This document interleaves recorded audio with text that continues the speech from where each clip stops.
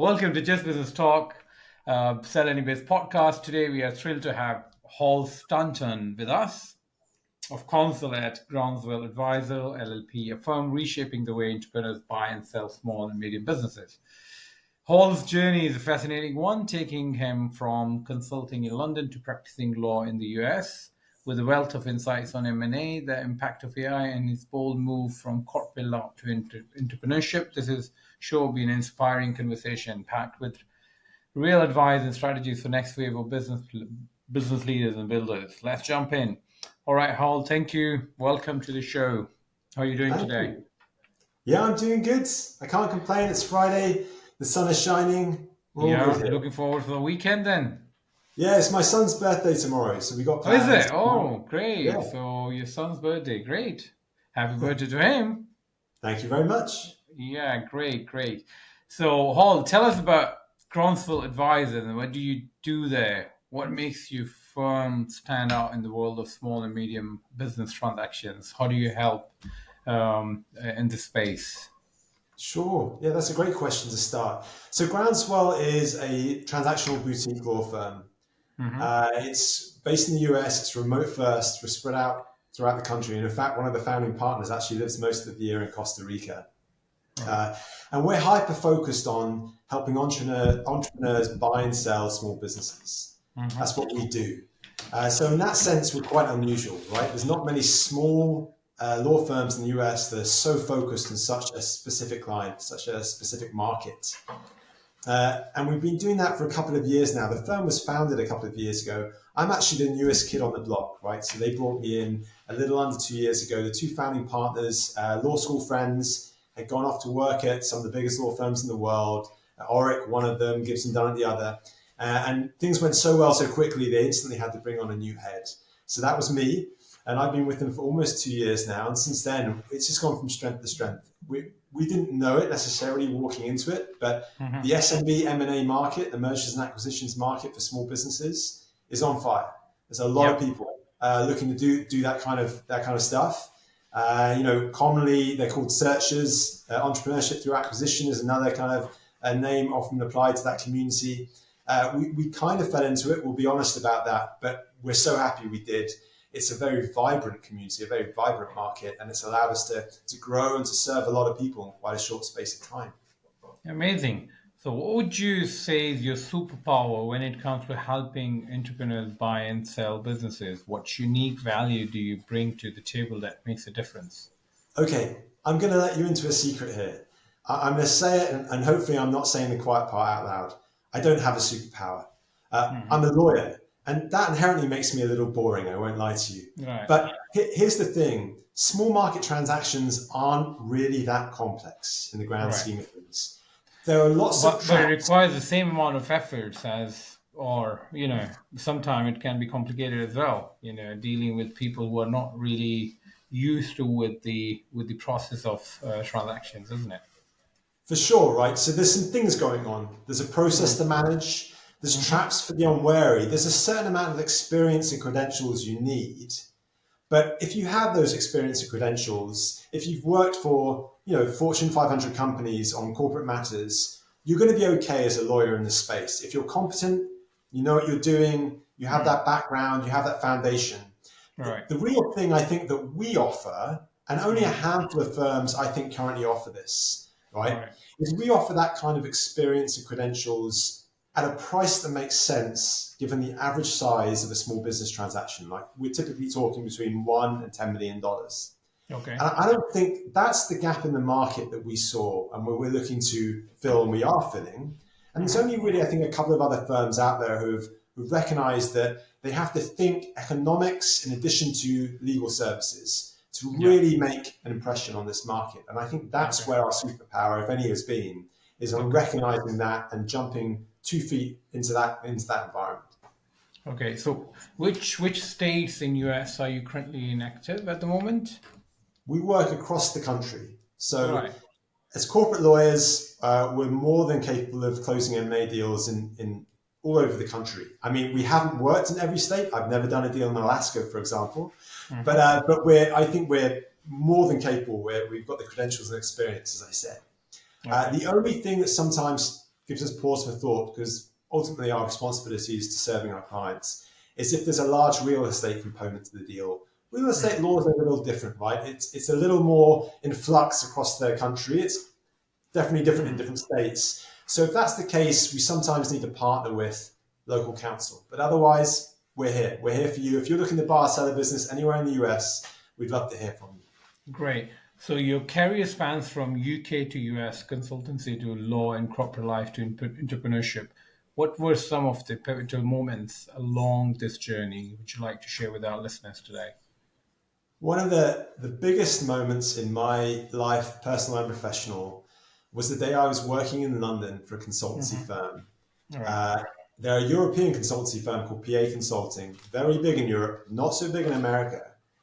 And one of the partners came to me and said, I want to grow my office in New York. Would you like to come over to New York? And Right. from the day of that conversation, a month later, I'd left everything behind in London and I'd moved to New York. And it Wow. was What a amazing. I move it was in, was, yeah? Big move. what's that, sorry? Big move. It's a big move, right? And it Yeah. was one of those moments in time where I thought, I'm single. Yeah. I'm young, like I'm in my late 20s at that point, I think, Yeah. mid 20s, and I had a bit of money in my back pocket, and Yeah. I thought, this could be really great. And Yeah.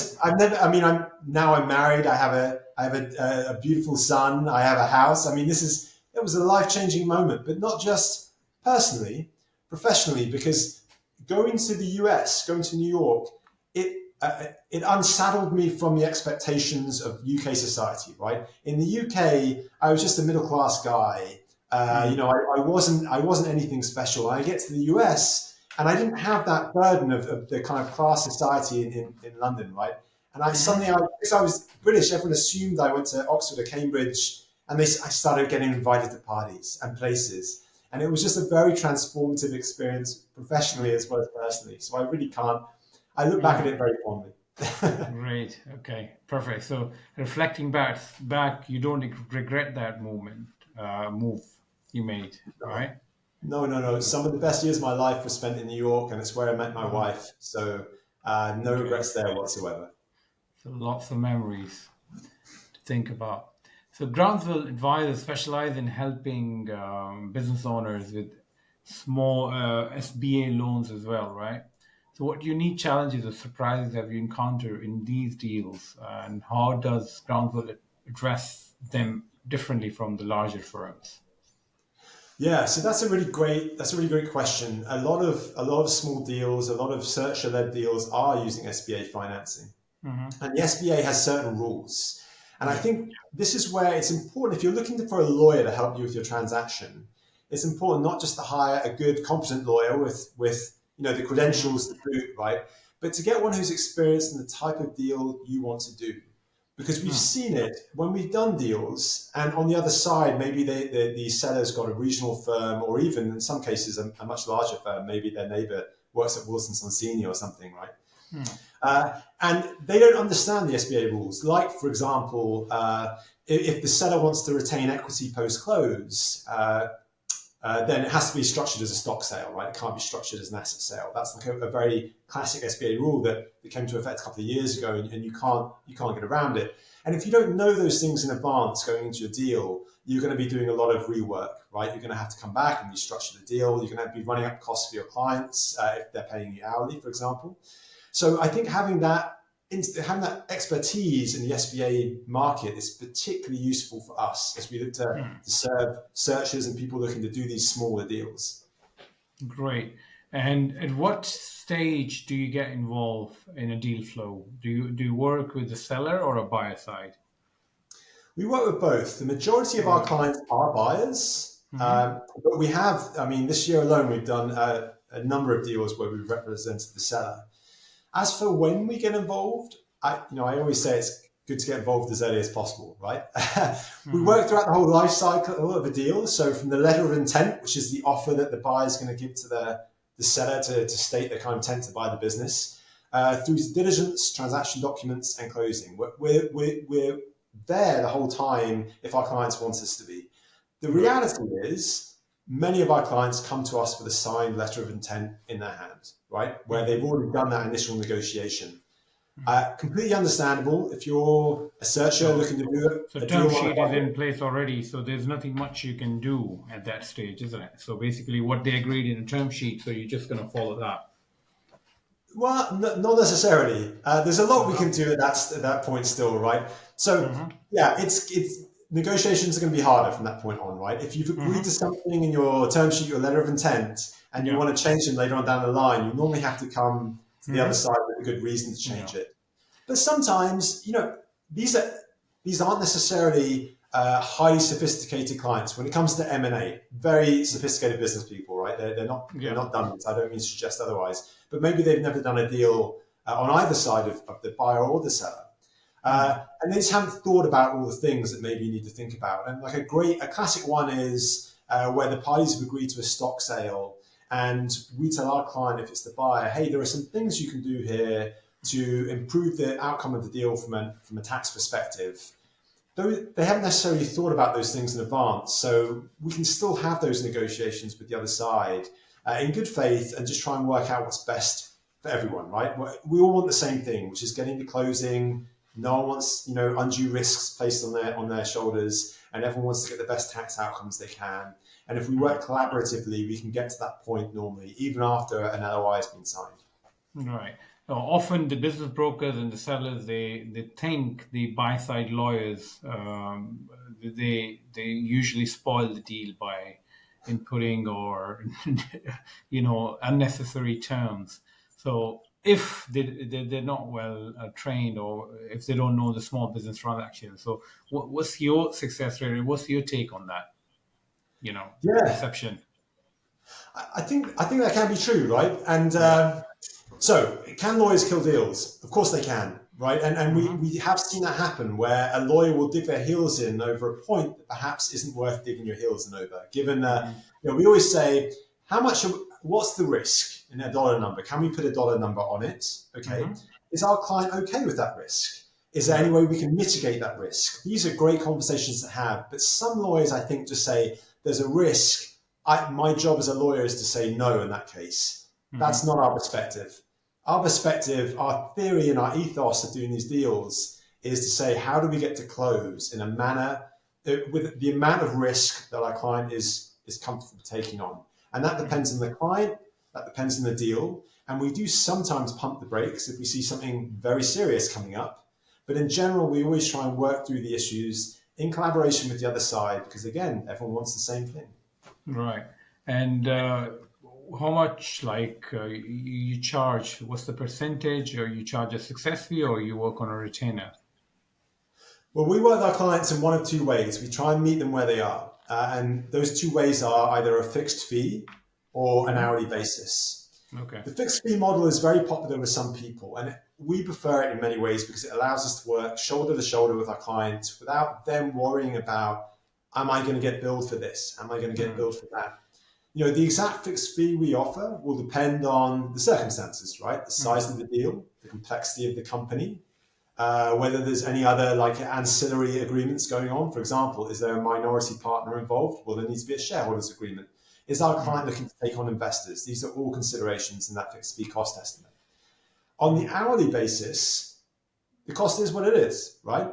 But Yeah. on an hourly basis, we also sometimes work collaboratively with our clients to keep that cost down as low as possible. For example, if you know what you're doing, if this isn't your first deal, we can Mm. quarterback some aspects of the deal, but let our clients do the work. A great one here is reviewing contracts for certain clauses, like assignment clauses. We can direct them and tell them Mm-hmm. what they should be looking for, but they can do some of that work themselves, and that way they can keep costs down as low as possible. All The right. only other model we've started experimenting with is on really small deals. I'm talking Mm. sub $1 million, sub $1 million. Um, it's hard for us to offer a fixed fee cost estimate that's we found competitive price wise. It's just an Mm. economies of scale issue. But what we've All right. started doing is saying, can we quote a fixed fee for certain aspects of the deal, right? That our Mm. clients want to get on a fixed fee. Maybe it's the transaction documents, All right. while potentially letting them do certain aspects of the deal themselves. And by giving that kind of limited scope fixed fee, we can still come in on a competitive price for these really small Mm. deals that some people want to do. Okay. So if for some reason if the deal fails in the end, so your cost is basically the cost for the buyer. Yeah. So it's the buyer's expense, We which is not certainly refundable, right? it is that's no absolutely wrong. So that's certainly not what we do with our clients. That would be a harsh measure that maybe no one would take us up on. No. So the hourly model we have, our fees are what they are, right? If a deal Hmm. dies, we always say we're not debt collectors, right? And the community is a bit too small. We certainly wouldn't want to risk having a bad reputation in the industry for being debt collectors. So we Hmm. always come to an amicable solution with our clients. On a fixed fee basis, we earn our fees against milestones, Hmm. right? So if you get through, let's say, diligence and the deal dies, we earn a fraction of our fixed fee, 20%, 25%. And Right. we try and back end our milestones. So most of our money is earned on the successful closing of the deal. That aligns our Right. incentives. It helps That us makes share the sense. Yeah. risks with the clients. That makes sense. Yeah. That really makes sense. So I was looking at your working experience in past, and I noticed that you work in a renewable energy project in Hawaii. Tell me more about that experience you had. Why Hawaii, and what that project was about. Yeah, this is when I was a management consultant back before I turned to the dark side of law. Right. Again, it's an amazing life experience, right? So I get to New York and I think already this is pretty cool, right? I'm living in New York, I'm living in the Lower East Side, Mm-hmm. 20 something years old, single guy, fantastic. Okay. Okay. Uh, and then the company I was working for had a client out in Hawaii, of all places. Now, I've never Yeah. dreamed of going to Hawaii in all my life. I grew up in a suburb of London, a boring suburb of London. The concept of flying to Hawaii was never one that was raised with me and my Yeah. friends. Okay. Yeah. We Hawaii. have a client. Moving to Hawaii from London. Yeah.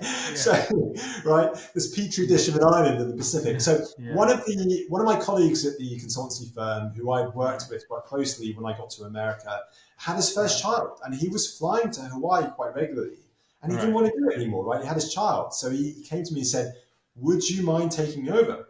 And I Uh said, huh. under his leadership, right, he was still the senior consultant on the job. I said, of course, because it's Hawaii and I've never been. So Yeah. the next thing I knew, I was on a 10-hour flight to Oahu. Honolulu was where the client was based. Yeah. I went out there a number of times over the course of a couple of years. It was truly amazing people in Hawaii, right? Some of the friendliest people I've ever met. Yeah. Just often when you're a consultant, you're staying in a travel inn on the side of a highway, right? And here, Yeah. the kind of consultancy hotels, even the budget ones, over Right. the Pacific, they're beautiful. Right? Yeah. It's Yeah. stunning. So really, really amazing experience. We were doing a lot of business planning with a utility out there on its renewable energy targets, some of the toughest in the Right. country. Uh Some huh. really great problems to think through about the adoption of solar energy, how you bring on more renewables onto a grid, coupled with the complexities of how do you get fossil fuels to Hawaii, right? It's not like they're drilling oil on the island of Right. Hawaii. So Yeah. really, really interesting problems. It was a pleasure to work on that Yeah. matter. I had a client a couple of months ago, and they were over from Hawaii, and they have a coffee plantation farm, Hawaii, and they left me some beans, and I really enjoyed it. Really, they have a very special coffee plantation. You must know about that, yeah, Yeah, yeah, absolutely. Very yeah. expensive coffee too. Very Very, expensive very expensive, coffee. very great, and they have kind of a very unique aroma, which you don't find it in any other beans. It's really, really nice coffee Yeah, I mean, in it must be to Hawaii. do with the volcanic soil. Is all I Yeah, can imagine yeah, what causes it. yeah. Yeah. Exactly. So I always ask a question in most of my podcasts about AI, how AI is impacting different industries and how people are using AI in their businesses, just to see everybody's the impact of the AI in the industry. So what do you see how AI is impacting the legal and M&A industry, and how you are utilizing AI in your firm? Yeah, it's a great question. So I'll take the first part first, right, which is how it's Yeah. impacting the legal profession in general. And the answer is it's starting to impact it. So Yeah. already, can AI replace a skilled lawyer? Not today. Okay, I'm sure Hmm. that's coming, but it's not today. But They what will. AI is starting to do is Hmm. really help legal research. A lot of the big providers of legal research, like LexisNexis, for example, have got AI tools now. And I know if you're looking to, get a quick survey of, let's say you want to survey of bulk sales laws across the nation, it can get you pretty accurate results. You do have to check it still. You have to be cautious when you use these programs. It can get you pretty accurate results in a fraction of the time it would have taken you to have done that kind of research before, even with modern legal research tools. So that's amazing, right? And that's great. But what does it mean when the industry, most big law firms are based on the billable hour model? They're cutting down the hours they can bill, right? Ethically, and I'm sure there's some gray areas here, but ethically, they can only bill for the work time they spend working on something. And if you can now do something in 15 minutes that used to take you 2 hours, what does that mean to their business model? It's going to have to change. So I think watching that space is going to be really interesting. For decades, this has been happening to the legal industry, right? Word processing took over from handwriting. Legal research went online from going to the stacks and looking up books. The billable hour model is getting crushed. That's why hourly rates are probably going up so substantially. But at some point, they're going to hit a breaking point. They're going to have to change. Now, that's the legal industry in general. Very interesting thing to watch. As for us personally, we're using AI all the time, but in a very restrictive way. We use AI a bit like you might use an unpaid intern, right? To gather some interesting things up, maybe we need some copy we're going to write for the website, that kind of stuff, to get us started on that creative process, to get us started on, a non-serious research process. That's when we tap into, Microsoft's Copilot, Bard, or whatever other available tools there are. We have experimented with some of the more high-end AI tools that are, I think Spellbound or Spellbook was one that came out in the legal world, for example. We did have a trial of that. The problem we have with it is it's not advanced enough today to warrant us taking on that overhead, because we'd have to either suck that overhead up or pass it on to our clients. And it's not enough of an advantage for us to do that, right? The juice isn't worth the squeeze, so to speak. So we keep an active, we monitor it. We're constantly trying out the new products as they come out. And if to the extent we think they offer that cost benefit that we're looking for, we're ready to adopt. But right now, other than that, as I said, AI is our unpaid intern, and that's how we like to keep it. Yeah. So when do you see that the AI lawyers will, licensed AI lawyers will replace the human lawyers? Do you think that happening, that the AI models will be licensed as legal lawyers to get at least corporate contracts, or writing a simple or reviewing contracts, this kind of work? Yeah, for sure. I mean, and look, AI already is being used for that kind of work, right? I don't think it'll ever be like a licensed lawyer, so to speak. But I can see certain applications, for example, reviewing high volume commercial contracts where AI is probably already very good, I imagine. So yeah, it's coming, and I think it's just a reckoning that the industry is going to have to. That, the good law firms, big or small, are just going to get on board and just accept it's changing the way they do business. Right? You're going to need potentially less associates, less paralegals in your law firm, less legal assistants. But at the same time, there's opportunities there, right? Those opportunities is reducing overheads potentially and offering more cost-effective service for your clients. So the future is unwritten, but that's definitely the way we're heading. Yeah. So moving from corporate role to entrepreneurship, and what was the biggest challenge in the transition, and what did you learn in the process? Yeah, I learned how to deal with stress a lot better. Oh, finally you do, huh? Well, Great. look, my jump was partially planned but partially forced, and I'm really candid about this. I loved working at the law firm I worked at. Great people, really great work, no regrets. But when my son was born, I found it very hard to balance being the father I wanted to be with being with the demands of a law firm, right, which are quite strenuous. And so I think looking back, I knew I had to make a change. I wasn't sure how to make that change.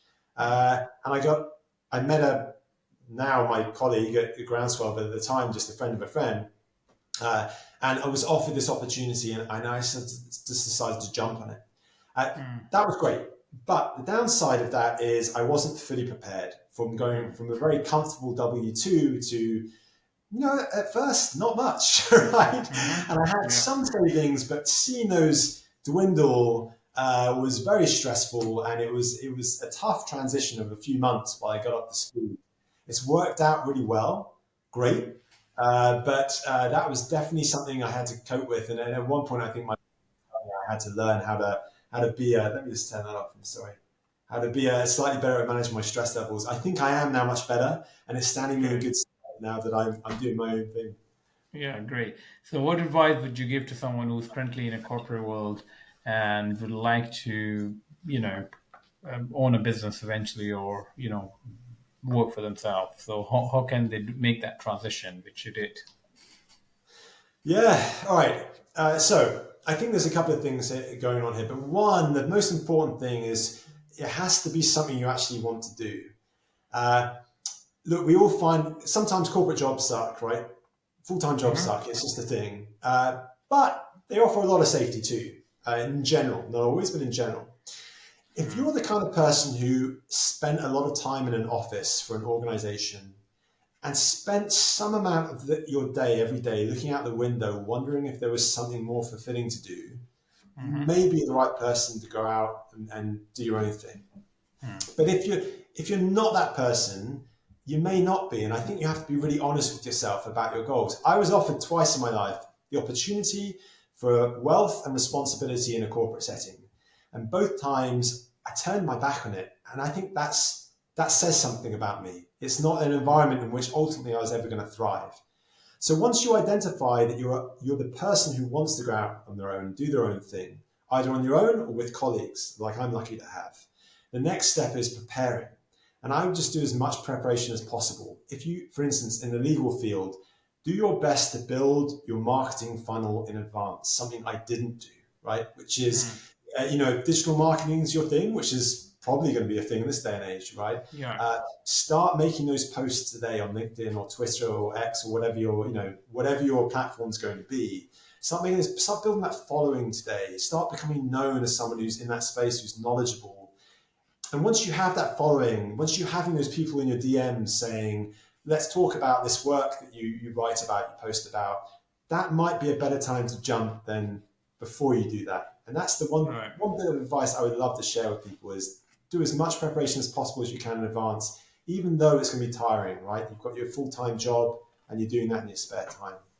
It's great advice. Yeah. So basically, simple things: build a website, choose your name, where you're gonna register your entity, licensing requirements. The list of your potential clients. So there's so many things which you're gonna waste a lot of time later on, spend a lot of time later on, and which you're gonna take and bring in more revenue. I think it's a perfect way of starting it. So. These are the key areas to prepare before. I think I couldn't agree more with your advice. 100%. So, what message would you like to leave with our listeners, especially those interested in buying and selling business in US? Those interested, okay, do your homework. Right. Everything I've just said about is it right for you, answer that question first, but otherwise do Hmm. your homework. Right. We meet a lot of people who come to us saying, oh, this is going to be one of many. I'm going to do 10, 15 transactions over the next few years. Fine.